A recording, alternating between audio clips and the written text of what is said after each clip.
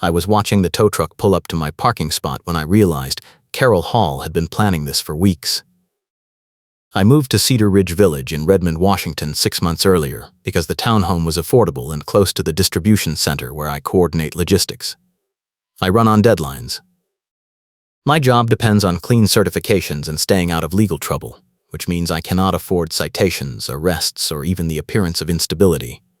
The HOA seemed standard at first. Shared walls, non-stop complaints about noise and parking, a board that met once a month in the clubhouse. Then I bought a small propane tank for a patio heater in November, the kind you see at every hardware store, and Carol decided it was her mission to destroy me. Carol Hall was the Rules Interpretation Chair for Cedar Ridge Village Association, a role she invented for herself and claimed gave her authority to decide what the covenants really meant. She had dark brown hair and a sharp pixie cut, always wore a purple belted wool coat in winter, and kept a burgundy knit hat pulled low like she was perpetually annoyed by the cold. She showed up at my door 3 days after I set up the heater and told me propane storage was prohibited under the fire safety clause. I asked to see the specific language. She said, "I decide what is reasonable, not you."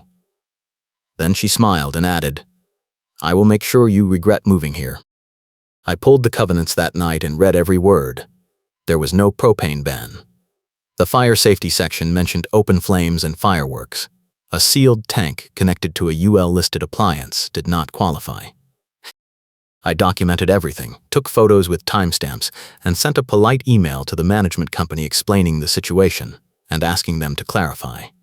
The management company employee, a woman named Deb, replied with a terse message: "All communication must be in writing. Do not call the office." I noted the hostility but stayed professional. I was already building a file. 2 weeks later, I received a certified letter from the HOA. It was the first escalation. The letter claimed I was in violation of Covenant Section 12.4, demanded I remove the propane tank within 72 hours, and threatened additional enforcement actions including fines and legal fees. It did not cite any actual language, just the section number. I looked up 12.4. It was about satellite dish installations. I documented the error, replied in writing with a copy of the covenant language, and kept the certified envelope. Carol did not respond, but I started seeing her car parked near my unit at odd hours. The snow started falling hard in early January. Redmond does not usually get buried, but that year we had 3 storms back to back. The neighborhood turned into a slushy mess. The HOA sent out an email declaring a snow emergency and announcing that any vehicle parked in a fire lane or blocking snow removal equipment would be towed immediately without warning. I parked in my assigned spot, which was clearly marked and nowhere near a fire lane.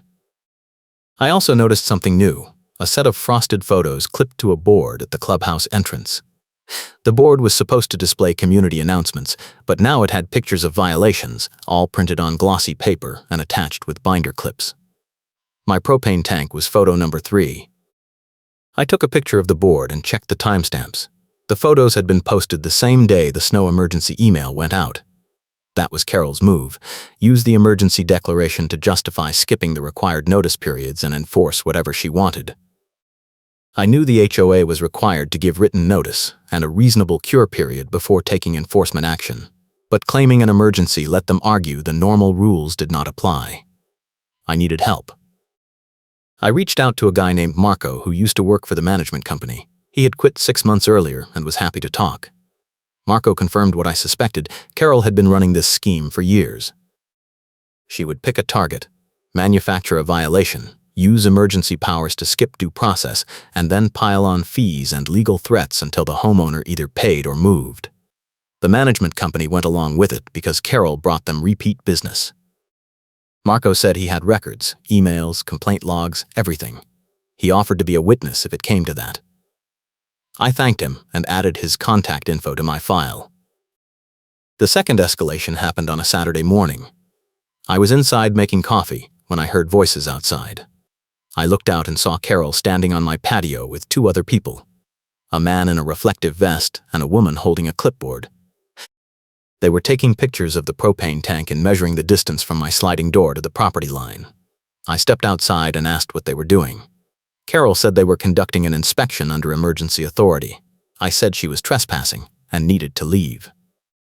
The man in the vest said, "We have the right to inspect common areas."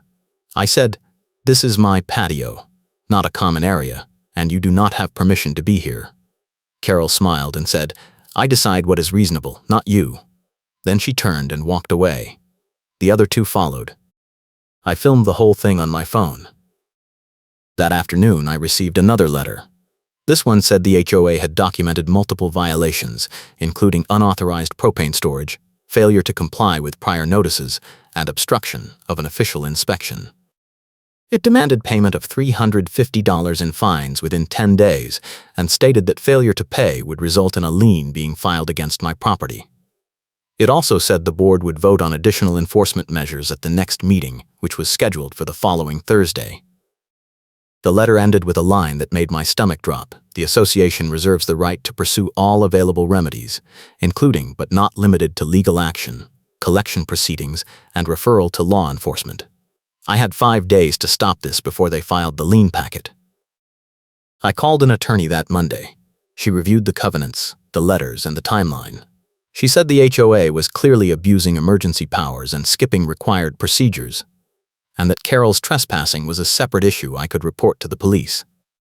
She also said the propane tank did not violate any covenant language she could find. But here was the problem. Fighting this in court would take months and cost thousands, and even if I won, the damage to my record from a filed lien could hurt my logistics certification. She suggested I try to resolve it at the board meeting first, and if that failed, we could file for an injunction. I agreed. I had a plan, but I was holding something back. I let the meeting move on, because my move was not a speech, it was a document. The side complication hit on Tuesday. I tried calling the management company to request copies of all prior complaints and inspection records under the Public Records Act. Deb, the same employee who had been hostile before, refused to talk on the phone and said I had to submit everything in writing. I sent the request by email and certified mail. She replied 2 hours later saying the request was overly broad and would take 30 days to process. I replied that the meeting was in 2 days and I needed the records before then. She did not respond. I forwarded the whole exchange to Marco, who laughed and said Deb always pulled that move when someone was onto the scheme. He sent me a copy of the public records log anyway, pulled from his old files. It showed 15 complaints against the management company in the past 18 months, all alleging the same pattern. Manufactured violations, emergency enforcement, lien threats, and Carol Hall's name on most of the files. Wednesday afternoon, I was at the distribution center when I got a text from a neighbor I barely knew, a guy named Jeff who lived 2 units down. The text said, "You need to see this. Call me when you can." I called during my break. Jeff said he had been watching Carol for months because she had filed a complaint against him last year over a trash can placement. He said he just found out Carol had been entering multiple properties without permission, always during the day when people were at work, always with the same crew. He had doorbell camera footage of her on his patio in November. He said another neighbor, a woman named Lisa, had caught Carol going through her mailbox. He said if I was fighting Carol at the meeting, he wanted to help. I thanked him and added his contact to my file. This was the twist I needed. I prepped all night Wednesday. I printed the covenant sections. I printed the certified letters with the wrong citations. I printed the timeline of Carol's trespassing incidents. I printed Marco's public records log. I printed Jeff's text and a still frame from his doorbell footage showing Carol on his patio. And I printed the document I had been holding back, an email from the HOA attorney to the board, dated 3 weeks earlier, warning them that their emergency enforcement procedures were legally questionable and that they needed to follow proper notice requirements or risk liability. The email had been forwarded to me by Marco, who had a copy from his time at the management company. The attorney had explicitly told the board to stop using emergency powers for non-emergency violations. The board had ignored the warning and kept going. That was my trump card. Thursday evening, I walked into the clubhouse for the meeting. The room was set up with a long table at the front for the board members and rows of folding chairs for homeowners. About 20 people were there. Carol sat at the center of the board table, flanked by the HOA president and 2 other board members. I recognized the frosted photo board from the entrance, now leaning against the wall near the front. I sat in the third row and waited. The meeting started with standard business, approval of prior minutes, budget updates, snow removal contract discussion. Then Carol stood and said they were moving to enforcement actions. She said my name and read a prepared statement. Unit 47 has repeatedly violated fire safety covenants by storing hazardous propane on the premises, has failed to comply with multiple notices, has obstructed official inspections, and has demonstrated a pattern of disregard for community rules. She recommended the board authorize immediate enforcement, including a lien filing and referral to the county fire marshal. She sat down. The president asked if I wanted to respond. I stood and walked to the front. I said I had documentation that showed the HOA had violated its own procedures and that Carol had been trespassing on private property. I started with the covenant language. I held up the section on fire safety and read it aloud. No mention of propane. I held up the certified letter citing section 12.4 and read that section aloud, satellite dishes. Laughter rippled through the room. I moved to the timeline. I showed the dates of the letters, the escalation pattern, the lack of proper notice. I showed the photo of Carol and her crew on my patio and the timestamp proving I had told them to leave. I said the HOA had no authority to enter my patio without permission and that doing so was trespassing under Washington state law. Carol interrupted. She said the emergency declaration gave the board broad authority to inspect and enforce. I said, "Show me the language in the covenants that allows that." She said, "I decide what is reasonable, not you." I smiled. I said, "That is the second time you have said that to me, and it is going into the record." I turned to the board president and said, "I am requesting that all of tonight's discussion be recorded in the meeting minutes, including Carol's statements about deciding what is reasonable." Then I played my trump card. I pulled out the attorney's email and held it up. I said, 3 weeks ago, your own attorney sent you an email warning you that your emergency enforcement procedures were legally questionable and that you needed to stop using them for non-emergency violations. I am going to read part of this email into the record so it becomes part of the official minutes. I read the key section aloud. The board should be aware that applying emergency powers to routine covenant disputes exposes the association to significant liability, particularly if proper notice and cure periods are not provided. I recommend suspending all emergency enforcement actions pending a full legal review. I looked at Carol. I said, "You ignored that advice and kept going. You filed complaints, you trespassed, you threatened a lien. I brought a second copy for the HOA attorney so the legal risk is obvious." The room went silent. The board president looked at Carol. Carol's face went red. She said the email was taken out of context. I said, "The context is that you were told to stop, and you did not." Then Jeff stood up from the back row. He said, "I have doorbell footage of Carol entering my patio without permission last November. Same crew, same pattern."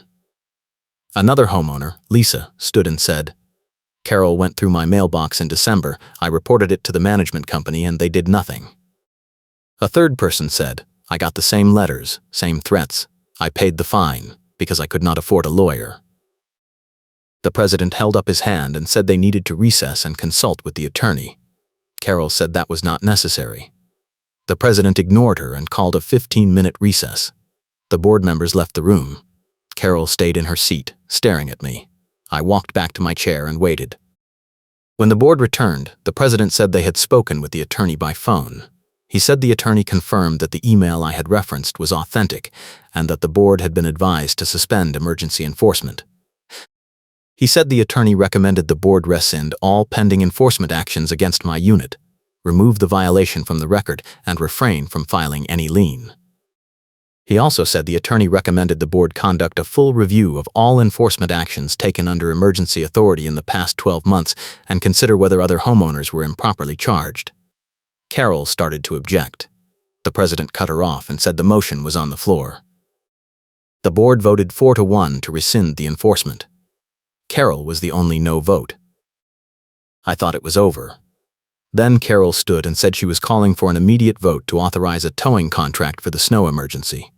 She said multiple vehicles were parked in violation of the fire lane rules and needed to be removed tonight.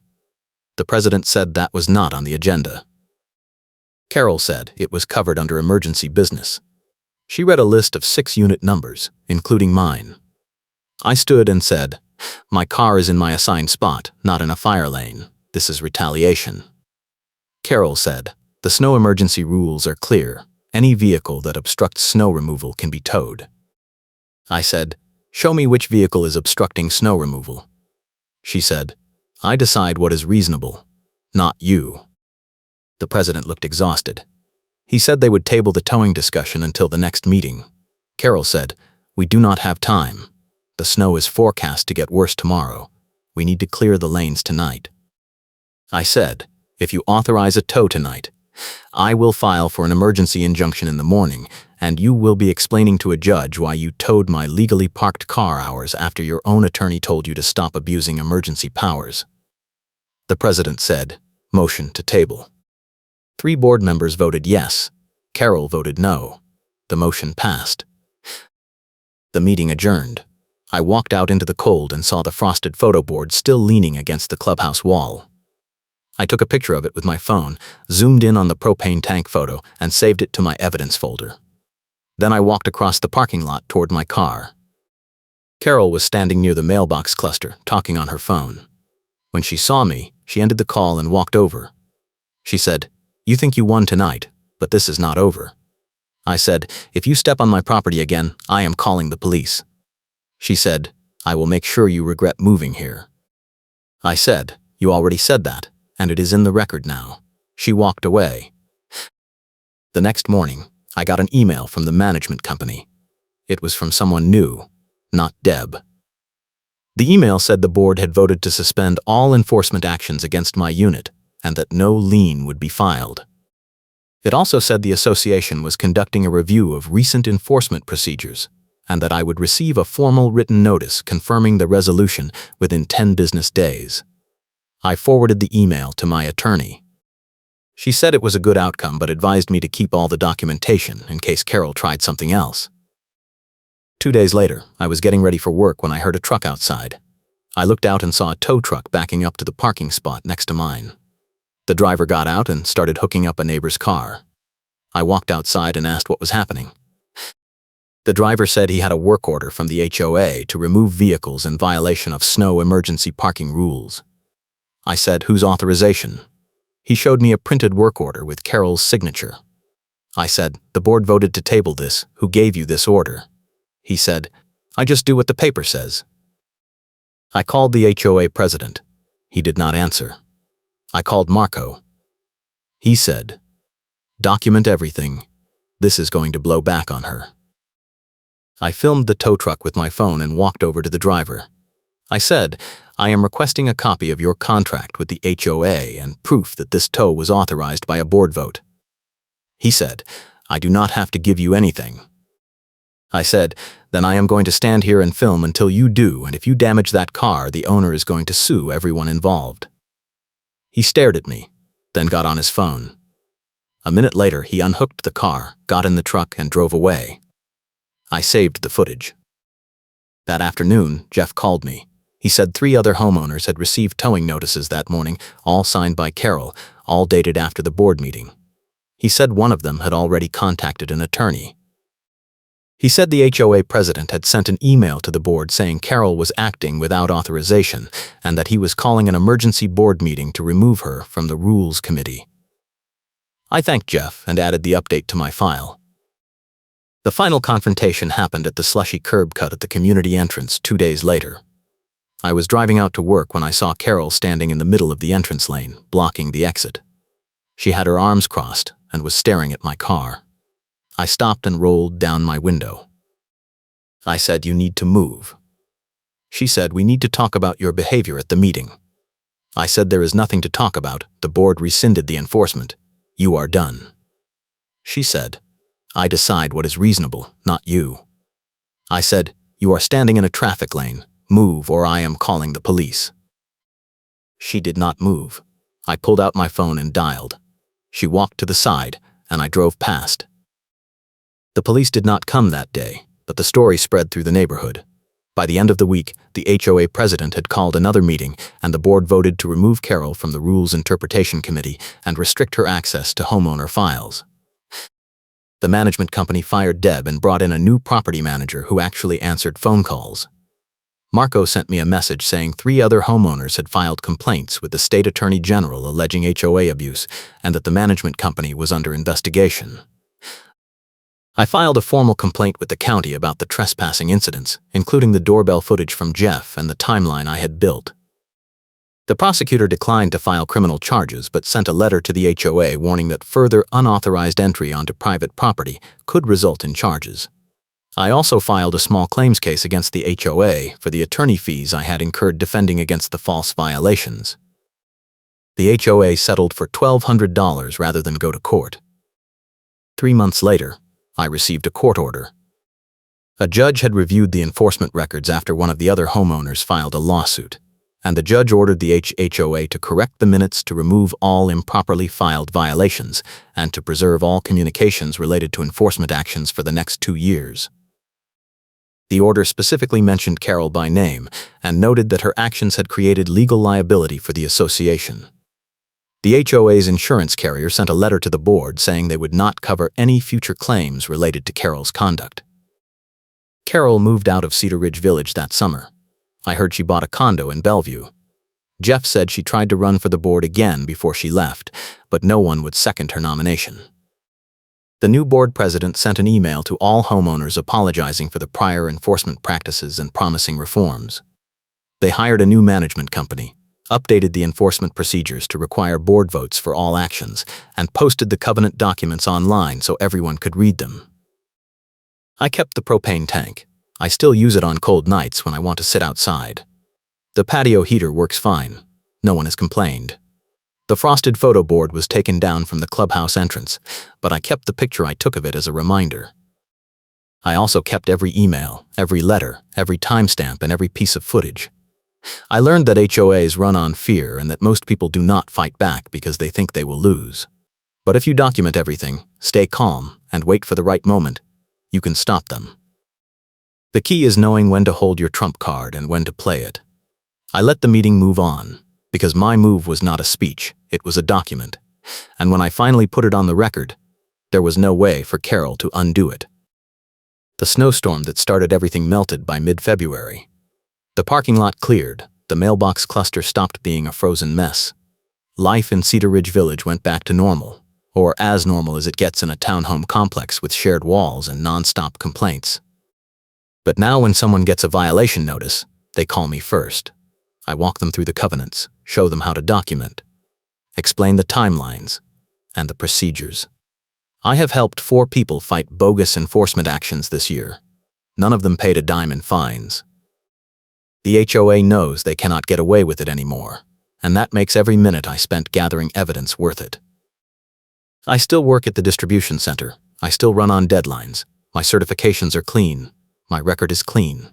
And my patio heater still sits on my patio with the small silver propane tank connected by a black hose, frost on the metal in the mornings, ready to go when I need it. Carol said she would make sure I regretted moving here. I do not regret a thing.